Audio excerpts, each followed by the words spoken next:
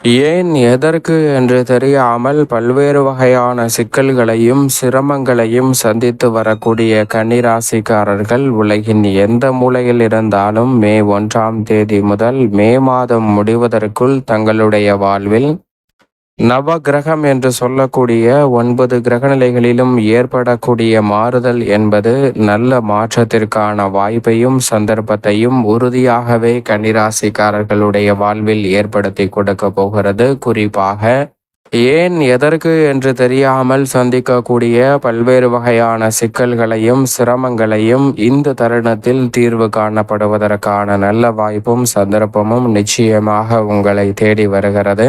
அதிலும் குறிப்பாக நீங்கள் சந்திக்கக்கூடிய பிரச்சனை பொருளாதார ரீதியா அல்லது திருமணம் போன்ற சுப நிகழ்வுகளில் ஏற்படக்கூடிய தடையா, சொந்த வீடு வாங்கக்கூடிய முயற்சியில் ஏற்படக்கூடிய தடையா, அல்லது புதிய வேலை வாய்ப்பிற்கான தடையா என எந்த பிரச்சனை உங்களுக்கு இருக்கிறதோ அந்த பிரச்சனையின் தன்மையை ஏற்படுத்தக்கூடிய கிரகங்களின் தன்மையை இந்த தருணத்தில் அறிந்து அதற்கு ஏற்ற பரிகாரமும் அதற்கு ஏற்ற முறையில் உங்களுடைய செயல்பாடுகளை மாற்றும் போதும் உறுதியாகவே நல்ல பல முன்னேற்ற வாய்ப்பிற்கான நல்ல சந்தர்ப்பம் உங்களை தேடி வரும். உதாரணமாக, நாம் ஒரு நோய்வாய்ப்படுகிறோம், ஆரோக்கிய தொல்லையை சந்திக்கிறோம் என்றால் அந்த ஆரோக்கிய தொல்லைக்கான பிரச்சனைக்கான காரணம் என்ன என்பதை அறிந்தால் மட்டும்தான் அதை எளிய சிகிச்சையால் தீர்வு காண முடியும். இல்லை என்றால் மாத கணக்கில் அந்த ஆரோக்கிய தொல்லையை சந்திப்பதற்கான சூழல் உருவாகும். அந்த நேரத்தில் பல்வேறு வகையான பரிசோதனைகள் மருத்துவர்கள் எடுக்க சொல்வார்கள். அதற்கு மிக முக்கிய காரணம் அந்த தொல்லை வந்ததற்கான அடித்தளம் என்ன என்பதை கண்டறிவதற்கு தான். அதை கண்டறிந்தாலே போதும் அந்த ஆரோக்கிய தொல்லையிலிருந்து முற்றிலுமாக வெளிவருவதோடு பரிபூரண குணம் பெறுவதற்கான நல்ல சந்தர்ப்பமும் கிடைக்கும். அதுபோன்றுதான் கிரகத்தின் தன்மையையும் நாம் சந்திக்கக்கூடிய பிரச்சனையின் தன்மையையும் அறிந்து அதற்கு ஏற்றாற்போல் உங்களுடைய செயல்பாடுகளை மாற்றும் போது நிச்சயமாக மிக பெரிய அளவிலான நெருக்கடிகள், ஏன், எதற்கு என்று தெரியாமல் சந்திக்கக்கூடிய பல பிரச்சனைகளிலிருந்து வெளிவருவதற்கான நல்ல வாய்ப்பும் சந்தர்ப்பமும் உங்களை தேடி வருகிறது என்பதுதான் யதார்த்தமான உண்மையாக பார்க்கப்படுகிறது. அதிலும் குறிப்பாக இந்த வேளையில் முழு சுபகிரகமாக இருக்கக்கூடிய குரு பகவான் 9 துவக்கத்தில் வலம் வருகிறார். பிற்பகுதியில் திருக்கணிதத்தின்படியும் வாக்கிய பஞ்சாகமத்தின்படியும் வலுவாக கர்மஸ்தானம், தொழில் ஸ்தானம்,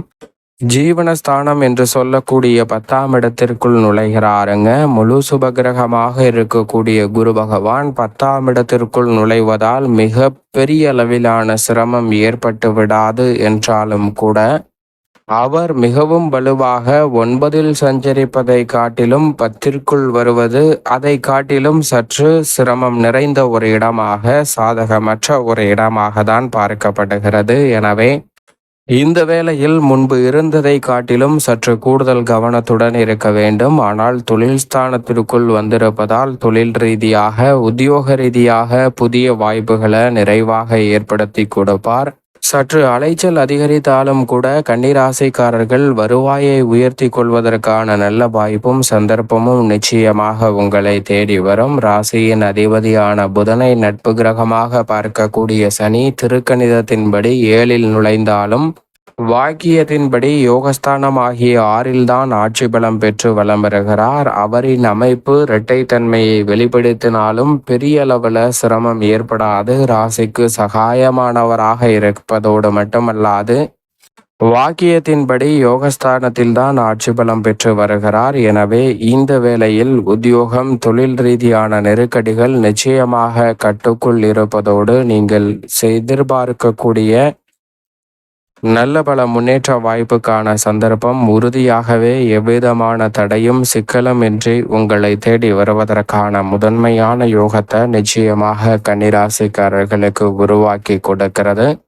அதோடு மட்டுமல்லாது ராகு சப்தமத்தில் இருந்து ஏற்கனவே வாக்கியத்தின்படி யோகஸ்தானத்தில் சனியுடன் இணைந்து விட்டார். அதே போன்று கேது ஜென்மத்தை விட்டு வலுவாக விரயத்திற்குள் நுழைந்து விட்டார். வாக்கியத்தின்படி ஏற்கனவே நடைபெற்றிருந்தாலும் திருக்கணிதத்தின்படி தற்போது இந்த மாதத்தில் பெயர்ச்சி முழுமையாக நடைபெறுவதால் நிழல் கிரகமான ராகு கேதுவால் ஏற்படக்கூடிய பல்வேறு வகையான தோஷங்கள், சிரமங்கள், சிக்கல்கள் இனி வரக்கூடிய காலகட்டத்தில் விலகி மிக சிறப்பான நல்ல வாய்ப்புகளும் சுப நிகழ்வுகள் உள்ளிட்ட பல நன்மை நிறைந்த வாய்ப்புகளும் சந்தர்ப்பங்களும் உண்டு. கேது விரயத்திற்குள் செல்வதால் சில விரயங்களும் அலைச்சலும் ஏற்பட்டாலும் கூட அதீதமான முன்னேற்றத்தை உறுதியாகவே சந்திப்பதற்கான நல்ல வாய்ப்பும் முன்னேற்றத்திற்கான மிக சிறப்பான யோகமும் இந்த வேளையில் உங்களை தேடி வருகிறது என்பதில் சந்தேகமே இல்லை. எனவே நிழல் கிரகமான ராகு மற்றும் கேதுவின் தன்மையை உணர்ந்து செயல்படும் போது மிக சிறப்பான மாற்றம் நிச்சயமாக உங்களை தேடி வரப்போகிறது. அதோடு மட்டுமல்லாது சுக்கிரன் இந்த தருணம் முழுவதுமே 7ல் மிகவும் வலுவாக உச்சம் பெற்ற அமைப்பில் கன்னிராசிக்காரர்களுக்கு வலம் வருவது அனைத்து வகையான தடை தாமதங்களையும் தகர்த்தெறிந்து தங்களுடைய வாழ்வில் முன்னேற்றத்தையும் வளர்ச்சியையும் நிறைவாக அள்ளி கொடுக்க போகிறது. மிக பெரிய அளவிலான நெருக்கடிகள், சிரமங்கள், சிக்கல்கள் என அனைத்துமே விலகி தங்களுடைய வாழ்வில் மகிழ்ச்சியும் இனிமையும் நிறைவாக கிடைப்பதற்கான முதன்மையான யோகத்தை உச்சம் பெற்றிருக்கக்கூடிய சுக்கிரன் ஏற்படுத்துகிறார். எனவே கலைத்துறை, அரசியல் துறை, கணினித்துறை, போக்குவரத்து துறை, விளையாட்டுத்துறை, ஆசிரியர் துறை, ஏற்றுமதி இறக்குமதி துறை என பல்வேறு வகையான துறைகளில் உங்களது துறை ரீதியான வளர்ச்சியையும் முன்னேற்ற வாய்ப்பையும் இந்த வேளையில் நிறைவாக சந்திப்பதற்கான முதன்மையான யோகம் முற்றிலுமாக கன்னிராசிக்காரர்களை தேடி வருகிறது. மிக பெரிய அளவிலான காரிய தடைகள் விலகி நல்ல முன்னேற்றத்தை சுக்கிரன் உருவாக்கி கொடுக்கிறார். லாபஸ்தானத்தில் வலம் வரக்கூடிய செவ்வாய் மிகவும் வலுவாக விரயஸ்தானத்திற்குள் நுழைய போகிறார். இந்த மாதத்தின் பிற்பகுதியில் செவ்வாயின் அமைப்பு பெரும்பாலும் சாதகமாகவும் நன்மை நிறைந்தவையாகவும் இருப்பதால் இந்த வேளையில் வில்லங்கம் இருக்கக்கூடிய சொத்துக்களை விற்று வில்லங்கம் இல்லாத புதிய அசையும் அசையா சொத்துக்கள் வாங்குவதற்கான அற்புதமான யோக வாய்ப்புகள் உங்களை தேடி வருகிறது என்பதை திட்டவட்டமாக கன்னிராசிக்காரர்களுக்கு உறுதிப்படுத்தி கொடுக்கிறார். நல்ல மாற்றத்தை நிச்சயம் சந்திப்பதற்கான யோகம் உண்டு. இந்த மாதத்தின் துவக்கத்தில் அஷ்டமத்தில் உச்சம் பெற்று வலம் வரக்கூடிய சூரியன் பிற்பகுதியில் 9ல் நுழைகிறார். அதே போன்று வித்யா கரகரான புதனும் ராசியின் அதிபதியான புதனும் அஷ்டமத்தில் இருந்து விலகி 9ல் நுழைகிறார். ராசியின் அதிபதியான புதனும் சூரியனும் இணைந்து புத ஆதித்ய யோகத்தை இந்த மாதத்தில் பெரும்பாலும் நிறைவாக ஏற்படுத்தி கொடுப்பதால் முன்னேற்றத்திற்கான வளர்ச்சிக்கான நல்ல வாய்ப்பும் சந்தர்ப்பமும் எவ்விதமான தடையும் சிக்கலும் இன்றி உங்களை தேடி வருகிறது.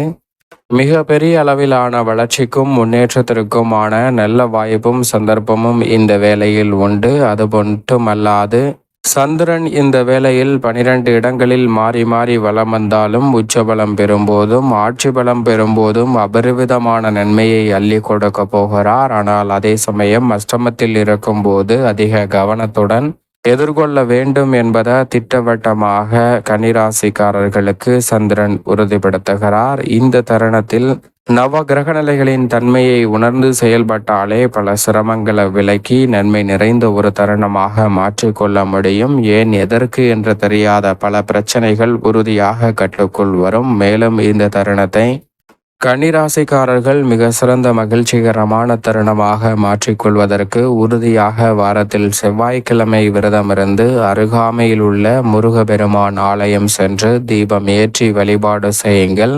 உறுதியாகவே தங்களுடைய வாழ்வில் ஏற்படக்கூடிய தடை தாமதங்கள், சிக்கல்கள், சிரமங்கள் போன்ற அனைத்தையும் தகர்த்தெறிந்து முன்னேற்றமும் வளர்ச்சியும் உலகின் எந்த மூலையில் இருந்தாலும் உங்களை தேடி வருவதற்கான யோகம் நிச்சயமாக கிடைக்கும். கன்னிராசிக்காரர்களுக்கு